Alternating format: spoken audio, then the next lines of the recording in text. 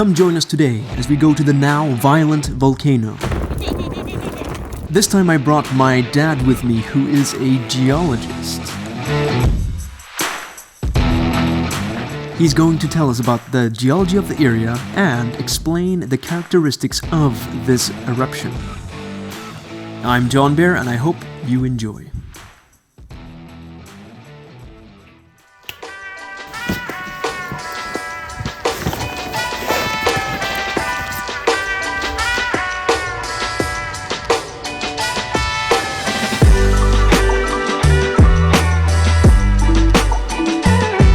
So here we are at a place called the Bridge Between Continents. We are in reality in a tectonic valley which is formed because the continents, they are moving apart slowly. Now this is something that happens quite slowly. It happens at a rate of about a centimeter a year or so. This is just about the rate at which your toenails grow. This great crack that we are in here, it is formed because of the continental drift, because the continents, they move. And the rocks, they are hard, they cannot deform when you pull them apart, so they break. And that is what forms these big cracks in the ground. We are in the rift zone. To the west of us here, that is the North American continent. And to the east of us is the Eurasian continent. And you could say that if we were to go from here to the other edge of the North American plate, we'd have to go to the San Andreas Fault, which is in California. That's how big these major continental plates are. And if we want to go to the edge of the Eurasian plate, we have to go all the way to Japan.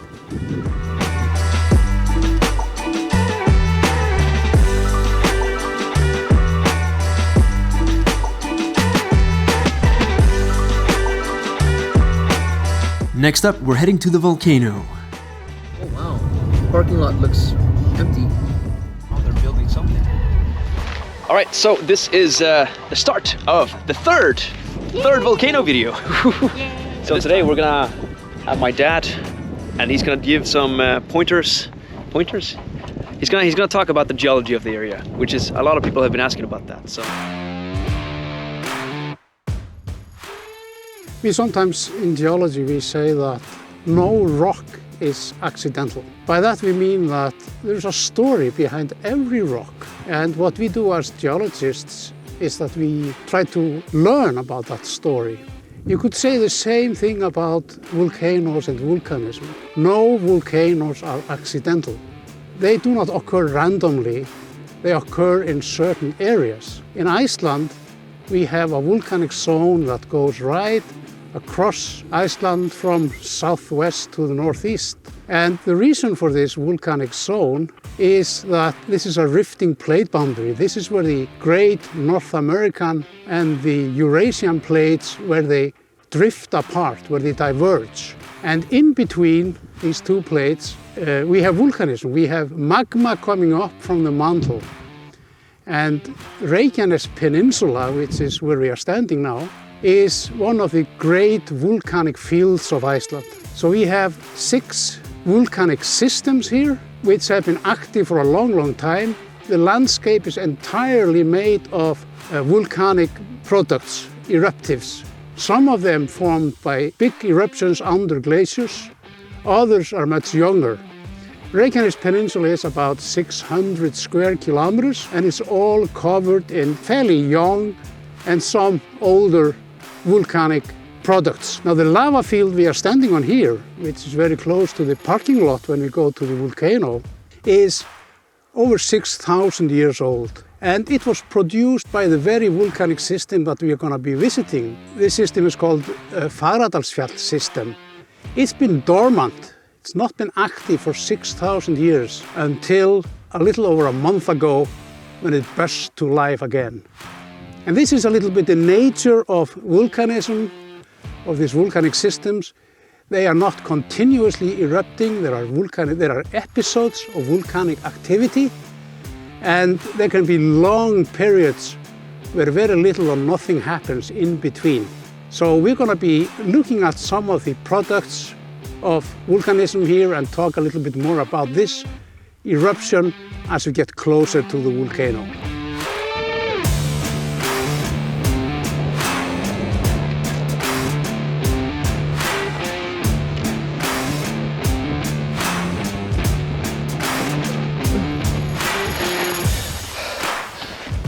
So we are now heading into the Fagradalsfjall volcanic system, and on the way we have to climb across a couple of ridges.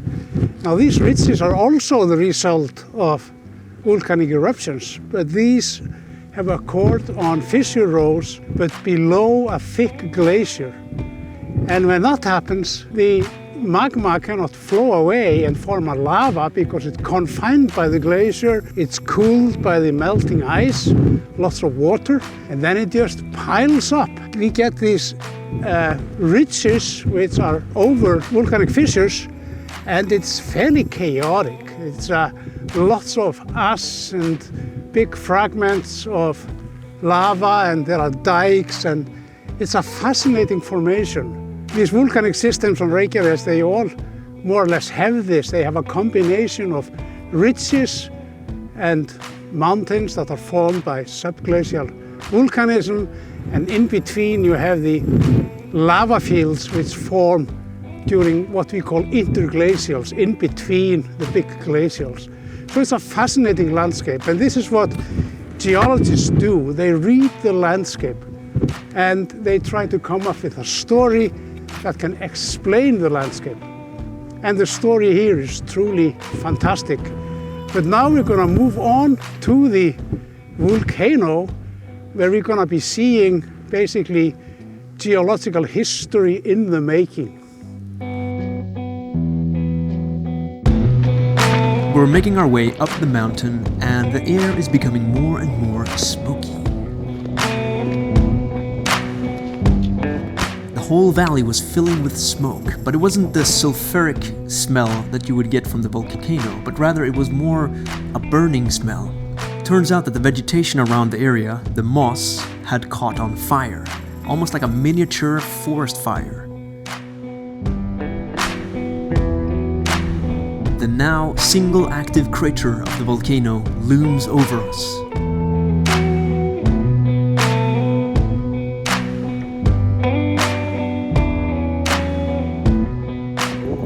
That's a cool piece.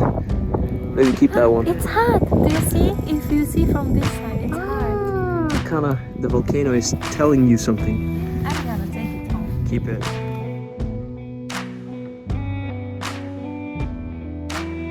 Wow, do you hear that? So scary now. So basically it's been raining down rocks at us while walking this way because the wind is strong, and we have one powerful main thing now. Main exit point? I don't know what to call it. We finally arrived, and the volcano looked magnificent. Compared to before, when it was 4 or even more erupting craters, now it was just one very, very powerful crater. This one was shooting magma up into the air a lot higher. My dad estimated about 300 meters up into the air, maybe even more. Yes, it was amazing to look at, but the reality of the situation was this.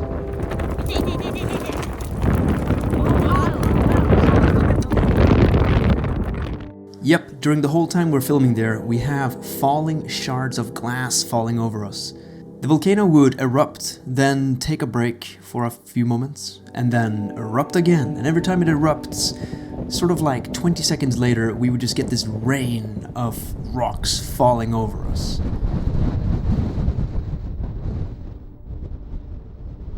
We did our best to film, considering the conditions. I mean, very strong winds and falling rocks are not ideal, especially when you're afraid that it will damage your camera equipment.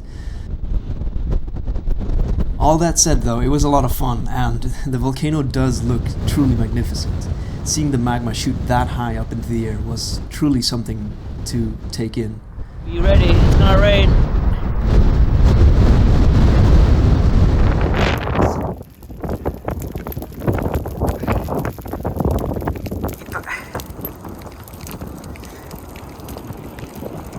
Pleasure,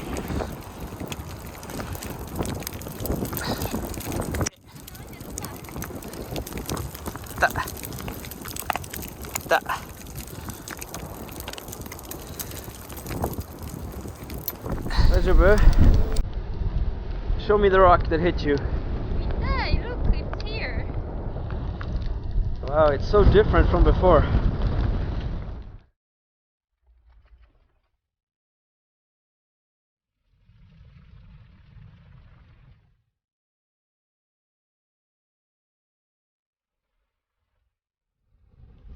So we met the volcano at its most violent time. The most uncomfortable time to visit, but also the most spectacular.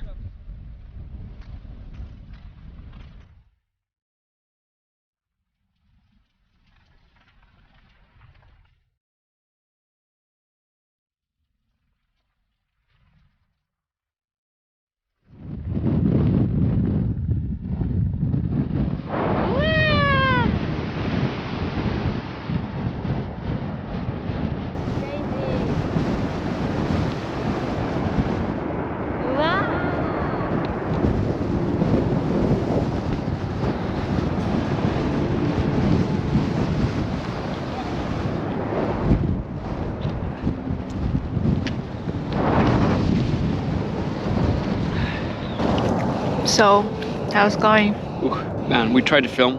So windy, so crazy windy, and then the falling rocks. Oh, I got a bunch of them in my face. I saw it. Yeah. It was like so funny. It's the comic like a And then the crazy thing is, you know, I want to wear my sunglasses to protect my eyes, but with my camera, I have to use the screen, the LCD, to see. And with the sunglasses, I just can't see anything. So I was really struggling to film the volcano. We'll see how it turns out. I just don't know if it's good. Well, nobody said it was going to be easy. And yet today, no drone, I think. Unless the wind just dies down, because it's and very also windy. Locke can hit your drone and he can die. Yeah. He can lose his wind. Yeah, one little rock, it's game over. It's really fun. Oops. Okay. Whoa. Wow, what a great way to start the year. So, since the eruption started, which is a little over a month ago, the lava production has been in the order of about between 5 and 6 cubic meters per second on the average. Now, how much is that? It would take maybe a second or two to fill a Volkswagen minibus. In a minute it would be producing enough to fill up maybe 30 big trucks, long-hauling trucks. So it's quite substantial, and over the month that the eruption has lasted now, the total production is in the order of about 20 million cubic meters. It's not a very big eruption, but the thing is with these kinds of eruptions that they tend to last for a long time. And with this fairly constant production rate, if the eruption lasts for a few months, it can produce quite a big lava. The lava now, as it stands, extends or covers about 1.5 square kilometers. It is slowly advancing, filling into the valleys and depressions around the volcano, but it's also getting thicker. It's difficult to estimate the average thickness of the lava. At the lava front, it's maybe 2 to 4 meters, but close to the craters, the thickness is probably well in the excess of 50 meters. It's growing, it's ongoing. We are fortunate in that the lava isn't threatening any infrastructure. We are quite far away from any roads or farms or electric lines or anything like that. It's a good location for an eruption.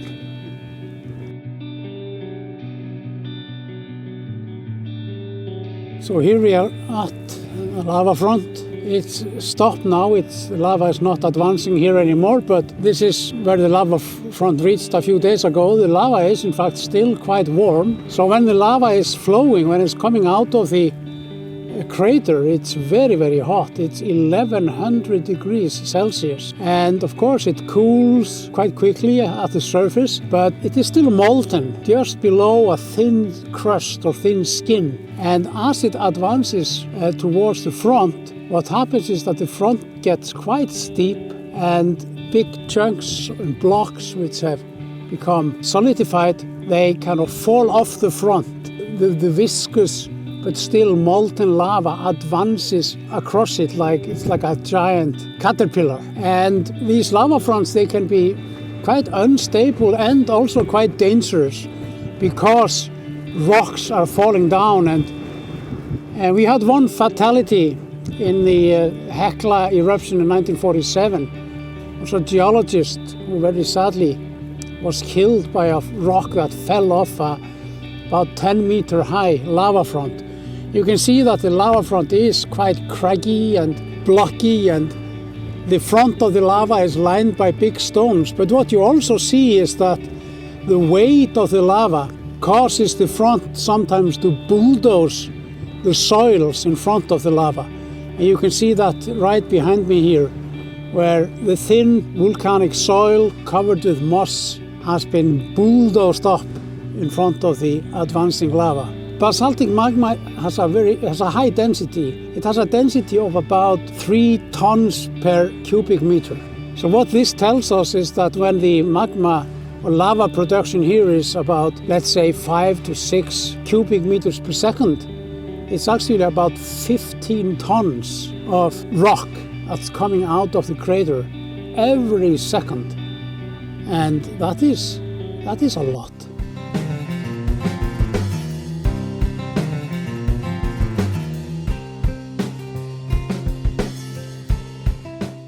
The eruption doesn't only produce lava, it produces lots of gases, thousands of tons every day. My colleagues at the university, they have been estimating the production of gases from the eruption. There are a number of gases which come, of course, carbon dioxide is a rich constituent of the gas production. On a daily basis, this eruption produces about somewhere between 4 and maybe 6,000 tons of carbon dioxide. It's been observed that birds and mice and small creatures, they have been killed by carbon dioxide poisoning. And even in the Vestmannaeyjar eruption in 1973, one person died because of carbon dioxide poisoning. The other gas that's very dangerous that is produced by this eruption is sulfur dioxide. Now this is a very poisonous gas. My colleagues have measured concentrations here which are up to 5 times the lethal doses. It's okay now, it's windy and the wind very quickly disperses the volcanic pollution. We have also other volcanic pollutants like fluor, which can precipitate on the vegetation, and that can cause serious problems for an example, sheep that are grazing, or it can also pollute waters, drinking waters for the sheep and the horses. During previous eruptions, like in the Hekla eruptions, there were a large number of animals that were killed or had to be killed because of poisoning by this volcanic gas. So this is something you should always remember when you are close to a volcano. You see the eruptive columns, you see the lava flow, you see the rivers of lava coming from the volcano, but you don't really see the gases. You can sometimes smell them. The sulfur smells a little bit like a rotten egg. It's not a very pleasant smell, and you can also basically taste it. If you are breathing in sulfur dioxide, it will burn your throat, and it has a kind of a metallic taste. If that happens to you, get away as fast as you can. It's dangerous. Yeah. So now we have this column rising up. The main constituents in this column is water vapor, actually.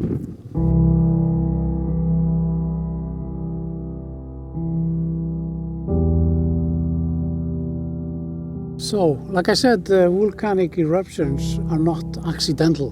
They do occur in the volcanic zone, and here in Iceland, usually we have a forewarning. The forewarning here was that in February, there started a period of intense earthquake activity. Over a period of a little over a month, thousands and thousands of earthquakes. Now, most of these earthquakes were small. There were some bigger earthquakes. We had earthquakes in the order of 3 to 5 on the Richter scale, are strong enough that you really feel them. You feel the earth tremble. We basically knew that something was happening. Now, the earthquakes are generated by the rift because the plates, they are moving apart and the earth crust is rigid. It cannot stretch like a rubber band. When you put it down to stress, in the end it will break.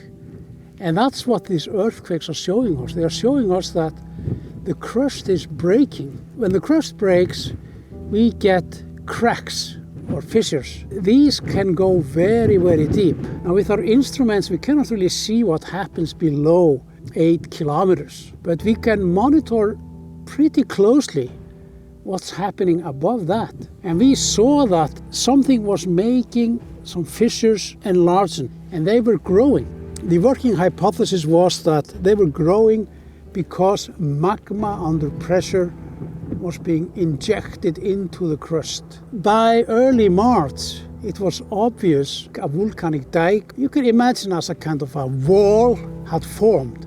And it was really a question of time when this dike would breach the surface. And that started this eruption. So first there was one crater on the fissure, and then there was another and third. In the end, we had 6 craters. They were all fairly closely spaced, less than a kilometer. What was curious about this was that the magma production was fairly constant. So when a new crater opened up, the magma production in an active crater would go down somewhat. But what's happened over the past week or so is that all the activity has now collected to one crater. And that's the crater that we've been looking at and that we've been filming. Now, we know from the chemical composition of the magma that it's a primitive magma. It's coming from very deep. It's coming from the mantle. And this gives us a unique opportunity to study the composition of basaltic magma in the mantle, which is not easily done. Now, when the lava flows from the crater, in general it forms 2 different types of lava flows. We call them pahoehoe lavas and aa lavas. Now, these are terms that come from Hawaii, which is a famous hotspot for basaltic eruptions. The pahoehoe lavas are sometimes called ropey lavas. As it flows, it forms kind of ropey structures on the surface.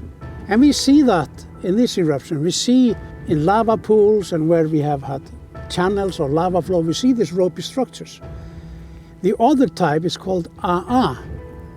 And this is a very, very craggy and broken surface. And that's exactly what we have here. As we get further away from the main lava stream, closer to the front, the crust over the molten lava, it solidifies. The molten part of the lava is still moving, and that in turn breaks up the crust. It gets all broken and extremely difficult to traverse. And this is exactly what we see here, around us here. We see this very, very craggy lava. And once this lava has cooled and we can safely go across it, this is going to be very difficult to cross. This eruption is producing these kind of 2 types of different forms of basaltic lavas, all in the same eruption, all depending on what's happening within the lava flow and close to the front of the lava flow at different places and at different times. Hey, I'm John Bear. Thank you so much for watching the video all the way to the end. It means a lot to me. This video took some time to make, so I really appreciate it if you hit that like button and maybe leave a comment. That way YouTube knows that this is good content. In case you haven't seen my previous videos, I went to the volcano the first day it appeared, and then I also went to it a month later and filmed it at night. If you want to see more content from me, I've done a lot of travel videos here in Iceland lately, documenting our adventures on a glacier, ice cave, and also that one time we got stuck in the highlands. If you really like volcanoes and you want to support the channel, I have a Redbubble page where you can buy some of my photographs as prints, as well as different types of merchandise. It's a fantastic way to support the channel and also to buy a nice gift for your volcano-loving friends. Once again, I'm John Bear, thank you so much, and I'll see you in the next video. Bye bye.